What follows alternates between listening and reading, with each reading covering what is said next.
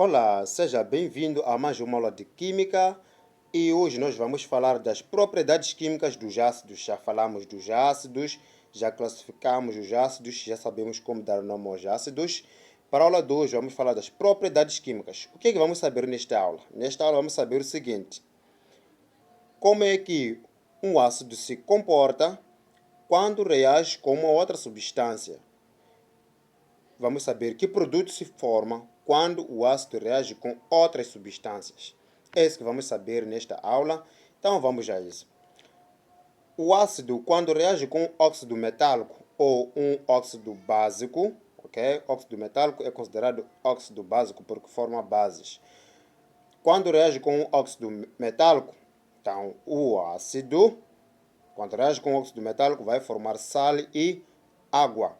Então, temos aqui um exemplo: ácido clorídrico que reagiu com óxido de sódio, formou cloreto de sódio mais água. Temos aqui o ácido sulfúrico que reage com óxido de cálcio e formou sulfato de cálcio, que é um sal e água. Lembrando que sal são substâncias formadas por um radical, que pode ser um ametal, e um metal, neste caso que é o sódio aqui e aqui o cálcio. Lembrando que o radical pode ser um radical com oxigênio, que é o caso deste SO, ou sem oxigênio, que é o caso do cloro. Então, a sal é isso, formado por um metal e um radical. Ok? Então, vamos avançar para outros comportamentos, só para fixar mesmo. Qualquer ácido, quando reage com qualquer base, qualquer óxido básico vai formar sempre sal e água.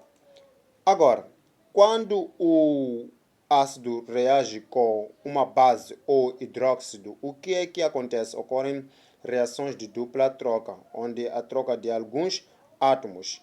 E com essas reações de dupla troca, vai se formar também sal e água, tal como acontece com a reação do ácido com óxidos metálicos. Então, temos aqui o ácido reagindo com hidróxido, se forma por reações de dupla troca ou neutralização, forma-se sal e água. Então, vamos a um exemplo concreto. Aqui, o ácido bromídrico reagindo com hidróxido de potássio, forma-se o brometo de potássio e água. Temos aqui o ácido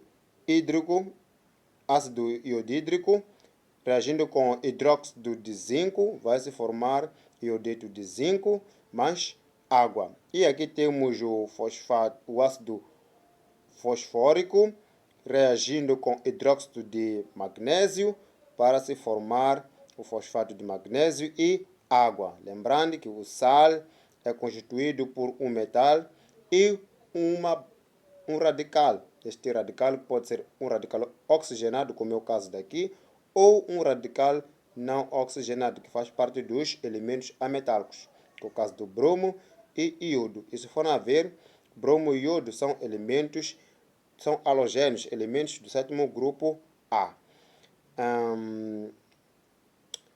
Então, esta aula termina assim. Peço para que não se esqueça de se inscrever, de compartilhar o vídeo com pessoas que possam precisar desta informação e também de responder estas perguntas. Aqui tem que colocar X na equação química certa, que traduz a reação entre o ácido sulfúrico e o óxido de alumínio. Qual é a opção certa aqui? Então, vai colocar X no lugar certo, mas tem que ver primeiro se a equação está correta, se o jogo de valências e se a equação também foi acertada. Caso tenha dúvida sobre o acerto de equações, pode colocar aí nos comentários para eu poder gravar aula sobre acerto de equações.